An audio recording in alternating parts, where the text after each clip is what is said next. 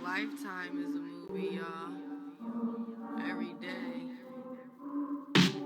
Hi, hello, my name is Ringo, and welcome back to Grumblecraft. It's the finale episode, people. We're finishing up. Considering I only started working on the Oasis in May, I believe the 26th, and the server officially ended on June 28th. Proud with how much I was able to get done. What I did run out of time for, though, was this episode. Season 2 is actually already started, video on that coming out soon, but I knew I had to give the Oasis and Grumblecraft Season 1 a proper send-off. So here we're just clearing out the bottom of the waterhole and creating a big old divot. I believe that is Kavuli helping me shape up the initial hole we made with the TNT. And then I went in along the rim and textured it using a gradient to make it seem a little more muddy around the edges, and like maybe it's eroded and that it's soaked into the sand and created this grayer, muddier look. Main blocks I used were birch into jungle, into dirt, into dark oak, and occasionally a little bit of roots mixed in.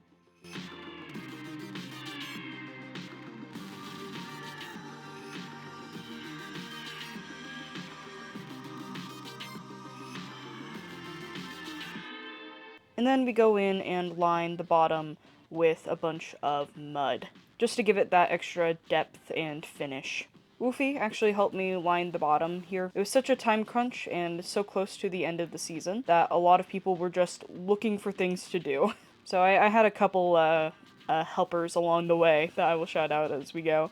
There was a thought in my mind not to line it, but as you'll see, filling it with water, it looks so much better with just a darker base. Speaking of the water, Woofy and Time Cola helped me a lot with filling it in, considering my technique for it was not great.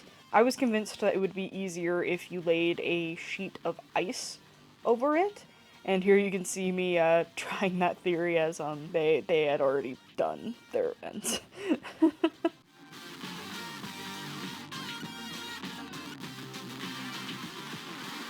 And with a quick demolish of the land claim border, it was time for the centerpiece of the base.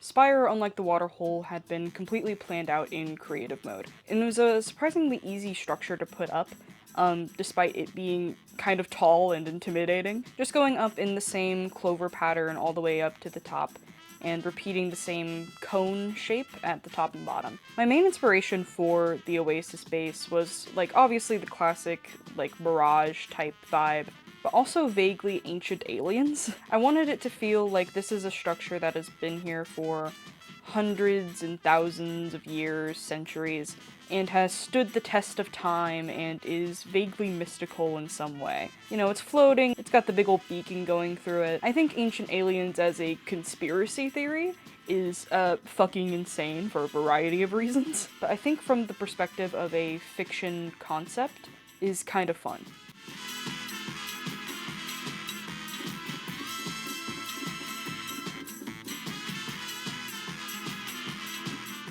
After that, I went down and wanted to make a cool little, like, radiant effect out from the beacon just to really force that magical aura emanating from the water. Going into texturing, there wasn't a lot to use besides buttons, and the way I mostly did this, and I have a first-person flashback for you here, was just flying up and slamming my face into it.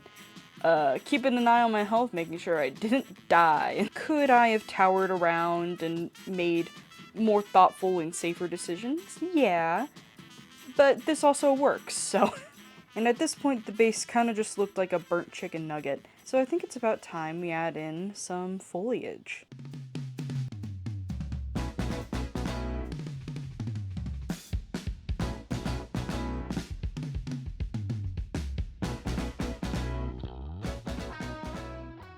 Now, the foliage by far took the longest, but it was also arguably the most transformative part. I used mostly azalea and moss because I knew that those colors would not change in the desert. I also used a fair amount of waterlogged slabs, which gave me just a lot more greenery options, namely lily pads and sugarcane. I also used a fair amount of torch flowers and pitcher plants, because they're so vibrant and they're kind of like alien-y, and again, I kind of wanted to stick to that theme. I ended up mostly lighting up the place with glowberries, actually. I didn't want there to be a ton of light sources around, or I certainly didn't want to torch spam, but I had to spawn-proof the perimeter somehow. I also added some extra dimension to the sand hills just by adding some slabs around. I also made some custom palm trees using jungle wood, obviously, but also some composters occasionally. I added some cocoa beans to be like coconuts. I was originally going to do like custom heads for it, but I decided that was too much work. I didn't want to do that. But using a sort of long triangle shape for the leaves to give it that nice spread out hanging look, and I think it was really effective. I fortunately only got one half of the beach on camera. I believe I streamed doing the other half if you're interested in watching that process. And for the water, the texturing mostly consisted of adding lily pads, seagrass, sea pickles, but one of my favorite details, these little like water lily tricks with the pink coral fans, I think those look just so adorable. I also added a bunch of cattails made with brown candles and tinted glass. And those two details, I think, really just tied the water together with the surrounding foliage. They look so cute, I'm so proud of them.